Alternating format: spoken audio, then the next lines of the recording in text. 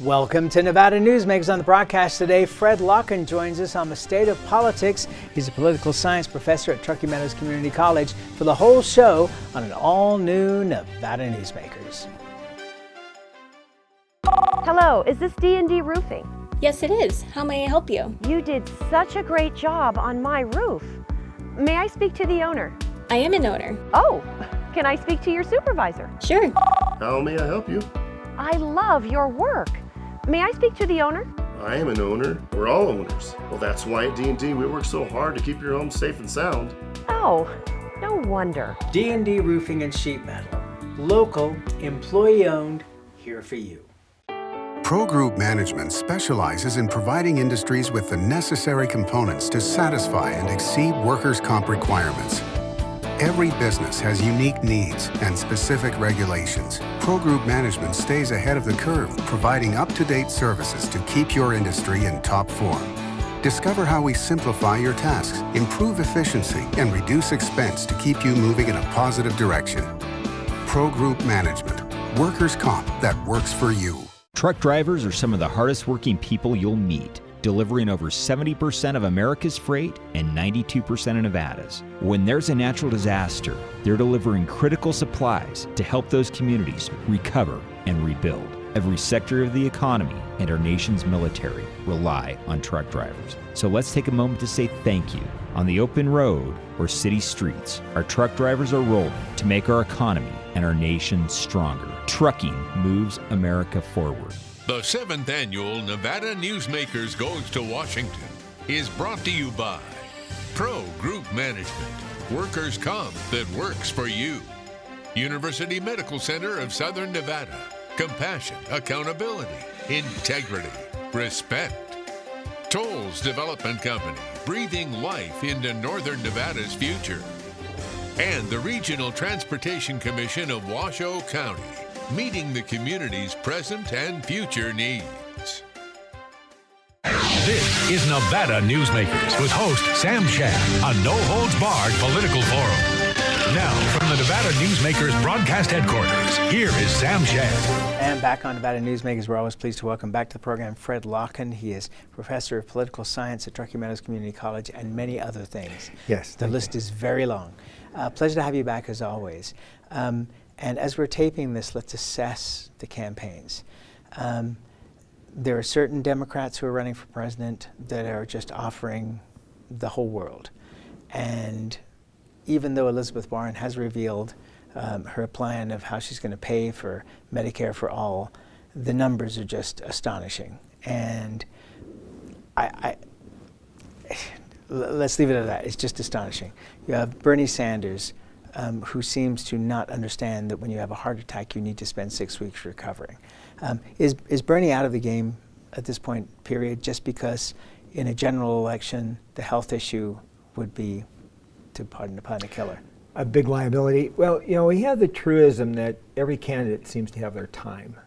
And we've been dealing with, especially in Democratic people, candidates that are just out of sync. Hillary Clinton, her time was 2008, clearly. Biden probably was 2016 if he was going to do it. And I think that for Bernie, 2016 was his great moment. He is now directly challenged by Warren. Warren's got a much higher level of enthusiasm than he does. Both Biden and Bernie are on the way down. Warren and Buttigieg are on the way up. So when you talk about momentum this early in the campaign process, it's almost like both the Biden and the Sanders campaigns are already a bit spent. Now, Bernie's doing a much better job of raising money. He's got that core, kind of like another candidate I know on the Republican side, that's very, very loyal.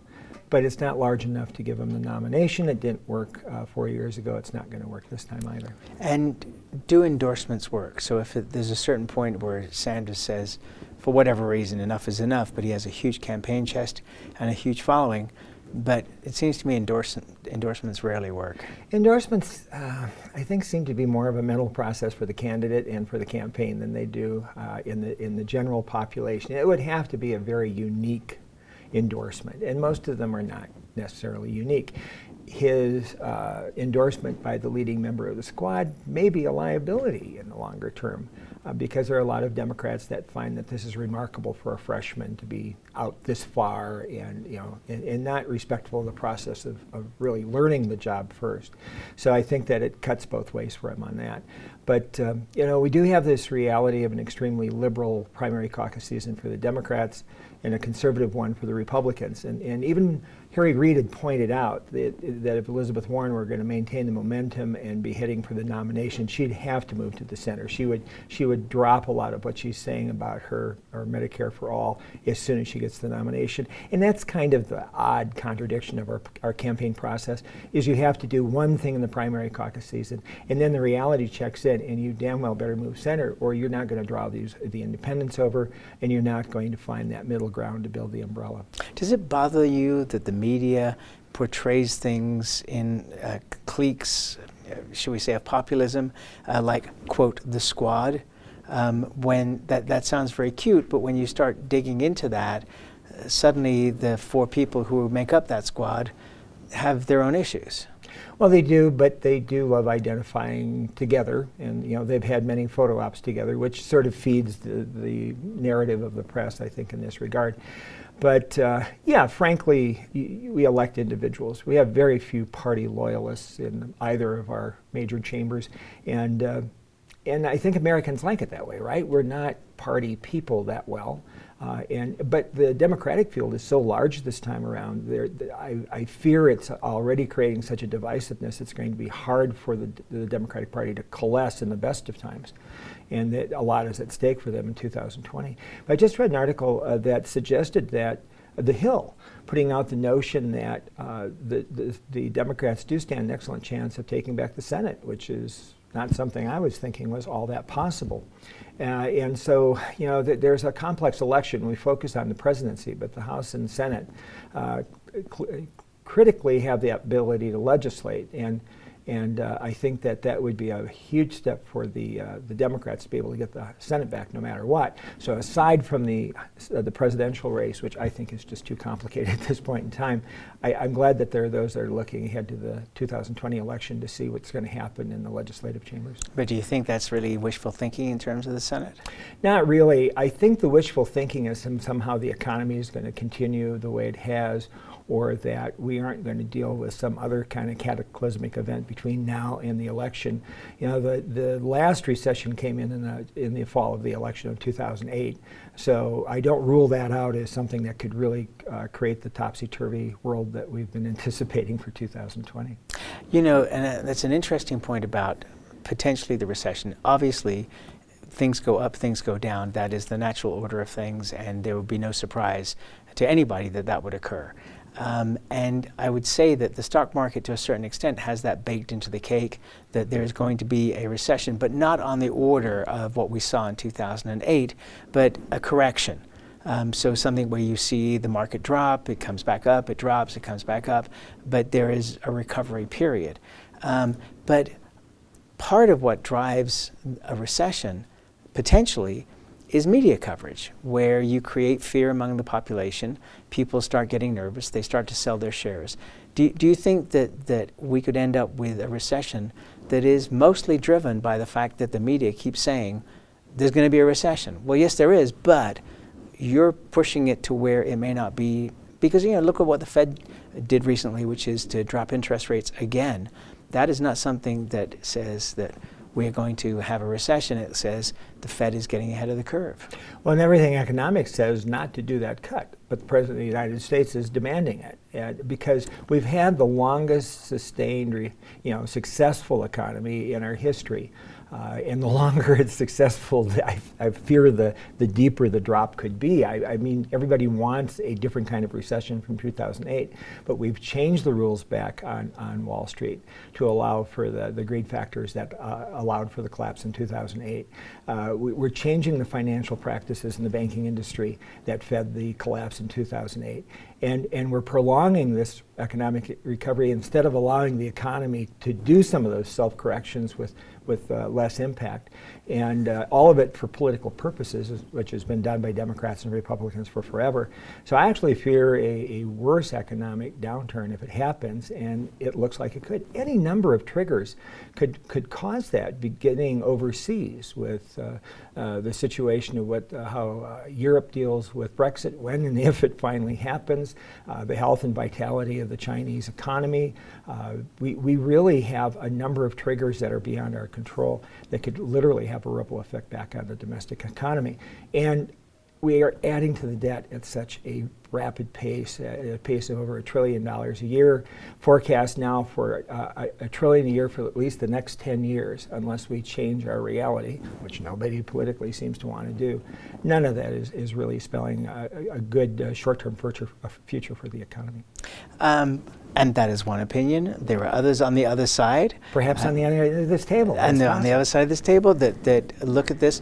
And I think that the most significant point you made there is that it could be things that are occurring outside of the United States. The Brexit fallout, who knows? I mean, as we're taping this, it's still so chaotic. They passed another deadline with taking no effect now. There's elections being called in November, and probably will not have occurred by the time this program airs.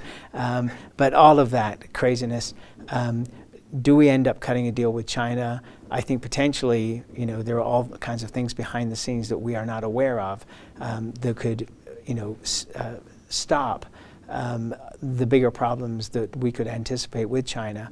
So we will have to see. But I think that is more likely to be the problem than things going on within the United States. I mean, we have a crazy situation. The GM strike, for example. This was beneficial to GM because they could get rid of inventory. So they saved money until the point where it became viable for them to cut a deal. The biggest problem the Democrats have, and what they're not running against, and eventually they will have to, is the economy. The economy is doing fantastic. The employment rates are unbelievable, historic highs in terms of employment in this country. I mean, but there's no Democrat that's going to go out there and talk about how great the economy is. They're only going to talk about doom and gloom. The other problem, though, a trend that we will ultimately deal with as a country, is we're making our economy like Britain's. We are becoming a very distinct class system of the haves and have-nots. And haven't we always been, though? Well, we used Go to back to the pretend early that we had a middle 1900s. class, and the middle class has been devastated by the 2008 recession. It wiped away the black middle class completely, and that is becoming the problem. I mean, you have so many, and the aging of America. We have 63 million people drawing on Social Security already. The cost of Medicare are going up. The entitlement programs, including veterans, which are over 11 million and growing, are all coming out of this budget, which has no revenue coming in. I mean, the great economic boom that you describe is certainly not benefiting any government in this country. They are all not, whether we're dealing here locally or we're looking at the national economy, we have no discretionary spending anymore. We have cut, thanks to, I will say it, Republicans in the early 2000s, and again, these tax cuts have never led to the revenue increases. They may be hidden strategies to basically reduce government, but a lot of people in this country, the people who are not at the top, actually the people at the top depend on a government to give them all of their entitlements as well. And they're getting them, but the ones at the bottom are starting to see very severe incomes. I challenge anyone to live on Social Security and tell me this is a great deal in America in 2019. And nobody was ever supposed to live on Social Security. But guess what? That was true in Britain too, but the dole's the dole wherever it is. People don't save. They don't have that discretionary income in their lives to sock away like the upper class does. And then they're treated as fourth-class citizens in America when they get older. Okay, so just one correction here. The dole is unemployment. True. It's not their Social Security. True. Let's take a break. More with Fred Lokken when we come back. Tamarack Junction is South Reno's hotspot with over 450 of the latest slots and video games. Sully Sports Bar, the Dining Car Restaurant, William Hill Sportsbook, and the Tamarack Steakhouse and Lounge. We're just north of the Summit Mall in South Virginia. Yeah. Because of UMC, there's a wide open road ahead of me. Because of UMC, she can grow up with her twin sister. Because of UMC, I'm here to help you. UMC, the highest level of care in Nevada. Hi, I'm Eric Robnett, owner of Home Energy Experts. Has this ever happened to you? Honey, did you remember to turn down the thermostat? Forgetting to set the temperature? Not fun. We can help. Our new smart thermostat keeps the temperature set for your comfort all by itself. I'm feeling hot now. To increase your comfort, go to homeenergyexperts.com for details. That's homeenergyexperts.com. The signs and symptoms of cataracts can start out small with subtle changes in your vision. So don't wait. Be proactive and take your vision into your own hands. If you're experiencing the onset of cataracts or just have questions, contact your eye care professional or call Eye Care Associates of Nevada today. Dr. Hiss has years of experience specializing in the surgical correction of eye disorders and has completed over 84,000 vision correcting procedures. At Eye Care Associates of Nevada, we'll change the way you look at the world. The Tamarack Junction Steakhouse is known for signature steaks, handcrafted cocktails, and world-class wines. Join us Thursdays and Friday nights from 4:30 to 6:30 in the Steakhouse Lounge for live music, gourmet plates, and well-priced wines, just north of the Summit Mall on South Virginia. This is Nevada Newsmakers. And back on Nevada Newsmakers, we continue our conversation with Fred Lokken. He is political science professor at Truckee Meadows Community College. So one of the things that wasn't brought up in our previous part of our discussion was that corporations are doing incredibly well. And for the last 40 years, since we went to people not getting defined pensions, but doing 401ks, et cetera, that they are now invested in the stock market. They are invested in corporations. Those corporations are doing well. A lot of corporations are paying very good dividends. The public benefits from that. So there is another side of this coin that, yes, there are problems in lots of areas, but there are other areas where I'm sure people look at their stock portfolios and go, well, I'm doing pretty good here. Well, I think those are more voters than perhaps some of the other categories we spoke of. Very, very true. On the other hand, since the tax cuts of Reagan, we found out after 8 years of Reagan in the 1980s that 70% of his tax cuts had been invested overseas. It really fed the flat earth economy at that point in time without the investment domestically. I would say that when we measure this, we're measuring it in trillions and trillions of dollars, and there is no quid pro quo. The cuts have not directly benefited us to the level that they should. I've never understood, Democrat or Republican, that if you're going to promise a tax cut, that you don't make strings attached, that you actually have to demonstrate the job growth. You actually have to demonstrate the annual pay increases. You actually have to show me photos of a company that's now employing another 500 people that didn't have a job. They do some show over the first year of the bonuses. I don't see the great bonuses in the following years of the tax cut. And so corporate America likes to pocket the money. The money circulates, but it circulates upward and into a smaller group of people. And it funds their wealth, but then we're back to trickle down, which I think is philosophically insulting to the average American, because most of them never really see it to the degree that you want me to believe it's theirs. Okay, but some of the beneficiaries, for example, of corporate success are pension funds, for example, union pension funds. They are heavily invested into the stock market. So they are reaping the benefits of the success of these corporations. Remember NASDAQ, 35%. I watched 35% of my portfolio go bye-bye.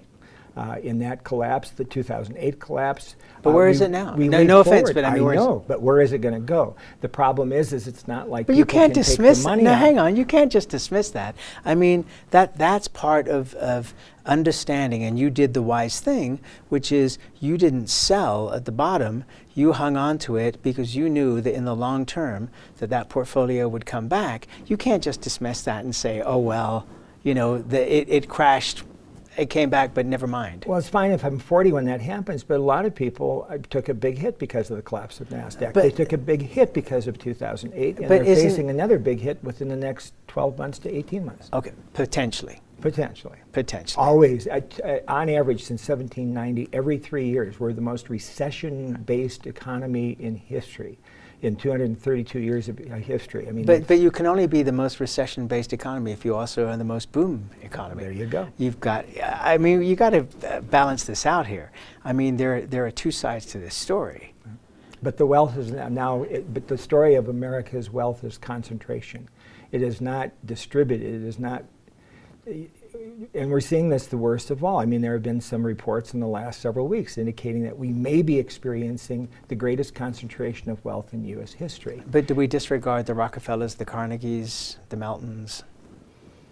I'm just saying that it's a pretty picture, but I think when we sort of peel back the layers, it's not the great story you want it to be. I think that it could be a better story. It could be a fairer story. It could be a more compassionate story. All right, so let's take a break. We'll come back and we'll talk about the guy on the other side of all this, our current president, and we'll be right back. Dimitri Prine here for Design Outdoor.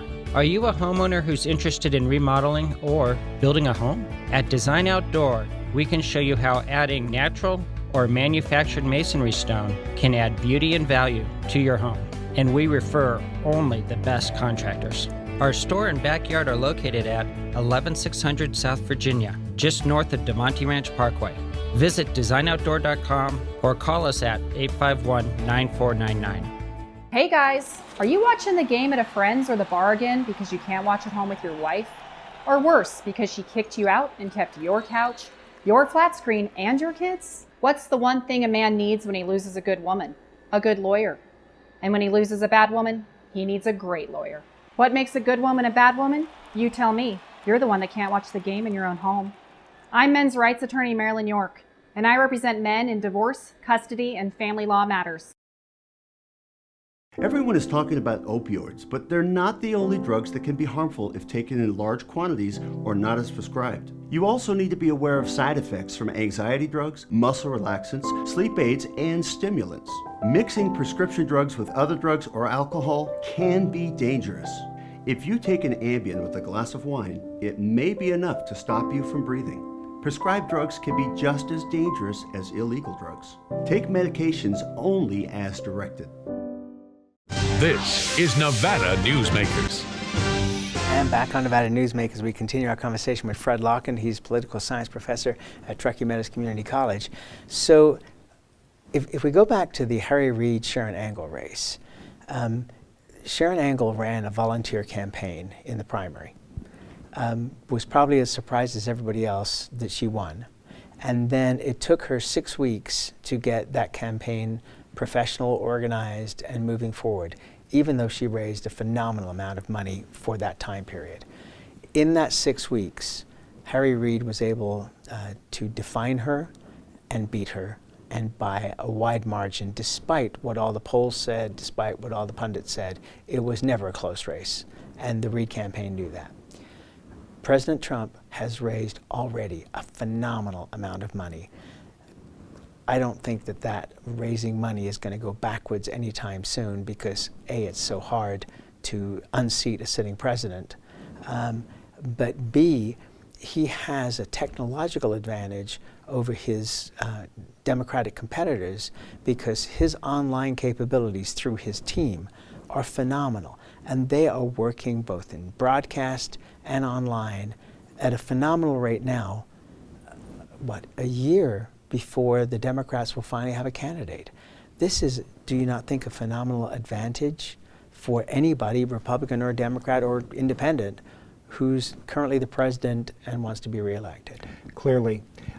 Because we are a system... Hang on, we just agreed. Okay, let's move forward. Yeah, mark that down. We got 2 minutes. But we've always been a system that favored the incumbent, and with a strong economy, that kind of wind at his back, a lot of people have been historically willing to look the other way, and they are looking the other way right now in this process.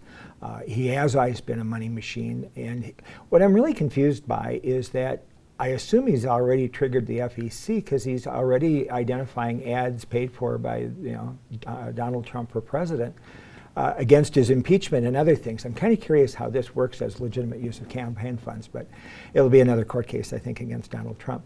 All of that said, it's Donald Trump's election to lose, but I think he's capable of losing it. in spite of all of the common sense, he's the one at the top making a lot of the decisions, and he does have a tendency to go irrational more than once. And he has always been a problem of self-inflicted wounds from the Twitter sphere. And that keeps pulling back what has been the momentum of success. If he could, in fact, get a team that worked on his behalf, that he would just allow to do their jobs, he could actually have that landslide he's wanted, of the scale of a Nixon in 1972. The Democrats are doing everything they can to drive a wedge in them at the moment, getting through the nomination process, and who will pick up their marbles and go home. If they are too far to the left, they drive away the center in their own party, much less the independents. They can do everything wrong for the 2020 election. But unfortunately, Donald Trump, if he continues to try to do this himself, the stress is getting to him, the irrationality, some of these actions, it could all coalesce to take him down in 2020. And the bottom line is, it's still up in the air and will be for quite a while to come. That's where we got to leave it. Fred Lokken, always a pleasure, sir. Thank you. Thank you. And we'll be right back.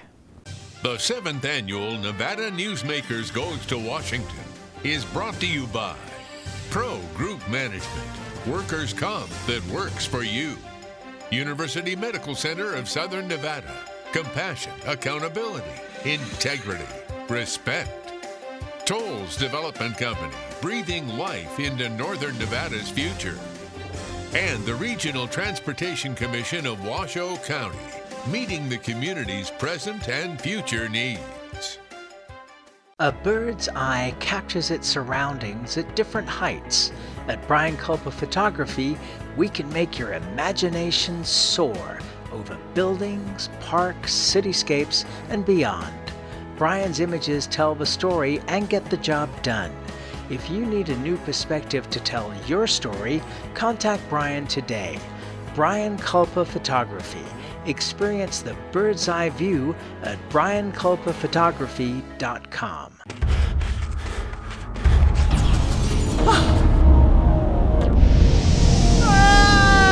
Hey, Dad? Are you learning? This place is great. Huh? You gotta try this. Wow, this stuff is great. People are gonna love it. Yes. Yes, they will.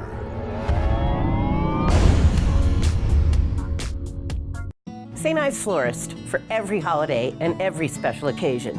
For romance. Custom home design. We have the largest selection of fresh flowers in Northern Nevada. And we also offer a large selection of unique gift items. Come see me, Lori Ann, at St. Ives Florist, 700 South Wells Avenue, or call me at 333-9190. Take a look at Pro Group Management and see how your workers' comp requirements can be met head-on. By taking a proactive approach, Pro Group can assure that your company is meeting or exceeding state and federal standards. As you move forward in your industry, Pro Group moves with you, simplifying regulatory tasks, clearing the way so you can get the job done and look to your future success. Pro Group Management, workers' comp that works for you. You can watch Nevada Newsmakers anytime online, podcasts, or on YouTube. We'll see you on the next broadcast.